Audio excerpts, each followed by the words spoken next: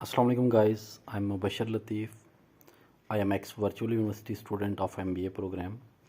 मैं आपकी हेल्प करूंगा वर्चुअल यूनिवर्सिटी ऑफ पाकिस्तान के कोर्स MGT 101 फाइनेंशियल अकाउंटिंग में।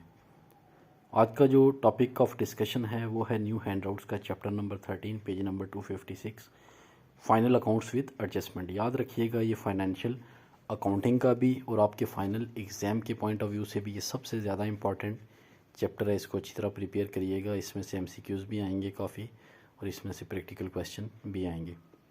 तो इसके 6 टॉपिक्स हैं। सबसे पहले हम आते हैं पहले टॉपिक की तरफ, प्रेपरेशन ऑफ फाइनल अकाउंट्स।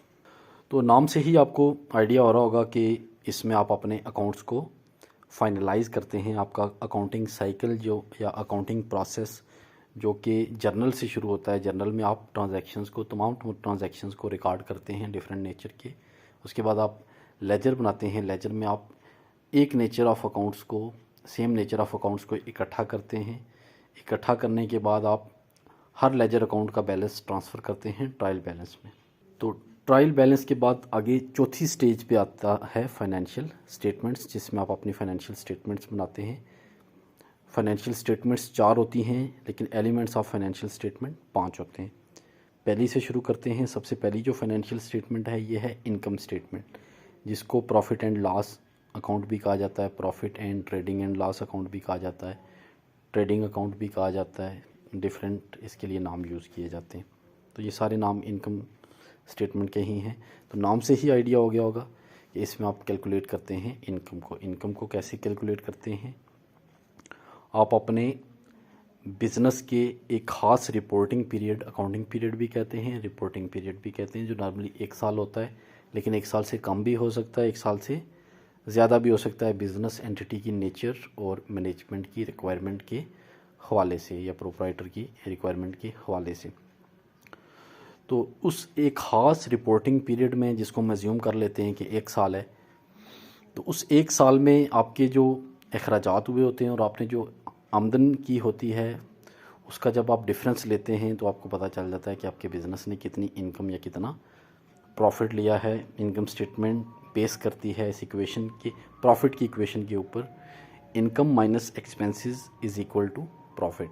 अगर आपके पास हैंडआउट्स हैं तो आप खोल लें। हार्ड कापी ज़्यादा बेहतर होती है, सॉफ्ट कापी से भी काम चलाया जा सकता है। वो आप सामने रख लेंगे तो आपको अंडरस्टैंड करने में आसानी रहेगी। तो income minus expenses is equal to profit. ये बहुत ही इंपॉर्टेंट इक्वेशन है। इसके MCQs क्विज़ 3 में भी काफ़ी आए थे, फाइनल एग्ज़ाम में भी आएंगे। तो ये याद रखना है। बहुत सादा सी आमदन में से अखराजात निकालेंगे तो प्रॉफिट आ जाएगा। इसी तरह अगर आपने इनकम निकालनी है तो एक्सपेंसेस में आप प्रॉफिट ऐड करेंगे तो आपकी इनकम आ जाएगी। इसी तरह अगर आपने एक्सपेंसेस निकालने हैं, जैसा कि MCQs में भी काफ़ी आया है, तो आप इनकम में से अगर प्रॉफिट निकाल देंगे तो बाकी आपके बच जाएंगे expenses. So expenses is equal to income minus profit. जो दूसरी फाइनेंशियल स्टेटमेंट है वो है बैलेंस शीट। बैलेंस शीट आपको एक पार्टिकुलर डे या एक स्पेसिफिक डे, जो कि लास्ट डे ऑफ आपका अकाउंटिंग या रिपोर्टिंग पीरियड होता है। सपोज़ अगर किसी बिजनेस एंटिटी का अकाउंटिंग पीरियड 1 साल है, 1 जनवरी से शुरू होता है, 31 दिसंबर को ख़त्म होता है, तो बैलेंस शीट बनाई जाती है last day of accounting period, यानी 31 दिसंबर सपोज़ 2022। उस पार्टिकुलर डे पे आपकी बिजनेस फाइनेंशियल पोजीशन को इंडिकेट करती है बैलेंस शीट के। फाइनेंशियल पोजीशन से क्या मुराद है कि आपके बिज़नेस में कितने असासे हैं और कितने वाजबात हैं, कितने एसेट्स हैं, कितनी लाइबिलिटीज़ हैं। बैलेंस शीट जो है ये फॉर्म करती है अकाउंटिंग इक्वेशन के ऊपर। अकाउंटिंग इक्वेशन अकाउंटिंग की सबसे इम्पॉर्टेंट इक्वेशन है, जिसे कहते हैं assets is equal to owners equity plus liabilities. इसका मतलब क्या है कि एक किसी भी कारोबार के तमाम असासे बराबर होते हैं उसके वाजबात के। वाजबात कौन कौन से होते हैं? लाइबिलिटीज़ वो जो बिज़नेस के ज़िम्मे दूसरों के पैसे होते हैं, जैसे आपने उधार पे चीज़ें ली होती हैं। और ऑनर इक्विटी जो किसी भी ओनर ने, प्रोप्राइटर ने या उसके पार्टनर्स ने जो पैसे लगाए होते हैं उसे इक्विटी कहते हैं। लाइबिलिटीज़ जो आपके रूटीन के फंक्शंस के वाजबात आपके ज़िम्मे होते हैं। तो ये बहुत इंपॉर्टेंट है, इसे याद रखिएगा। ये क्विज़ में भी आ सकती है और ये ऐसे भी आ सकती है कि लाइबिलिटीज़ इक्वल टू, तो लाइबिलिटीज़ को अगर आपने इस इक्वेशन में से ड्राइव करना होगा तो वो बन जाएगा एसेट्स माइनस ऑनर इक्विटी। इसी तरह इक्विटी इज़ इक्वल टू हो जाएगी एसेट्स माइनस लाइबिलिटीज़। तो ये तीनों इक्वेशंस आप जहन में रखिएगा, ये एमसीक्यूज़ में आपके काम आएंगी। तो ये याद रखिएगा कि इनकम स्टेटमेंट फाइनेंशियल परफॉर्मेंस को इंडिकेट करती है और बैलेंस शीट जो है वो फाइनेंशियल पोजीशन को। आगे नेक्स्ट अकाउंटिंग साइकिल, ये बड़ा इंपॉर्टेंट है, इसकी आपको समझ होनी चाहिए। अकाउंटिंग साइकिल से मुराद ये है कि अकाउंटिंग के प्रोसेस में कितने स्टेप्स इन्वॉल्व हैं। 5 सब स्टेप्स हैं।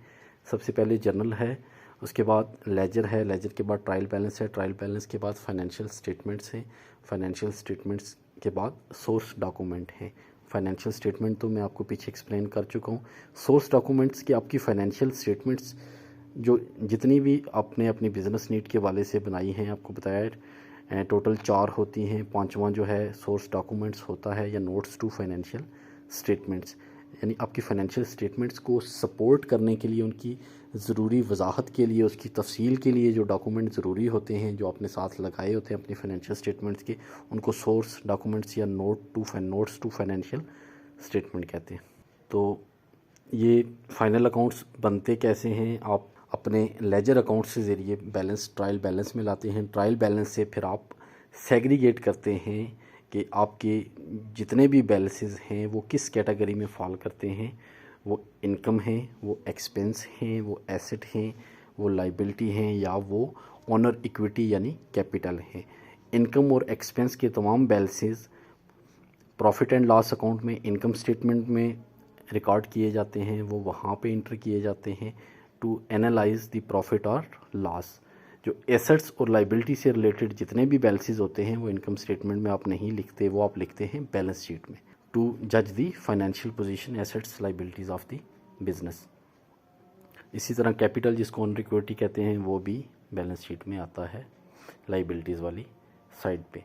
तो ये आपका लेक्चर 1, यहाँ पे आपको इसका थ्योरी कवर होती है। प्रैक्टिकल क्वेश्चंस के हवाले से मैं आपको नेक्स्ट ब्रीफ करूँगा।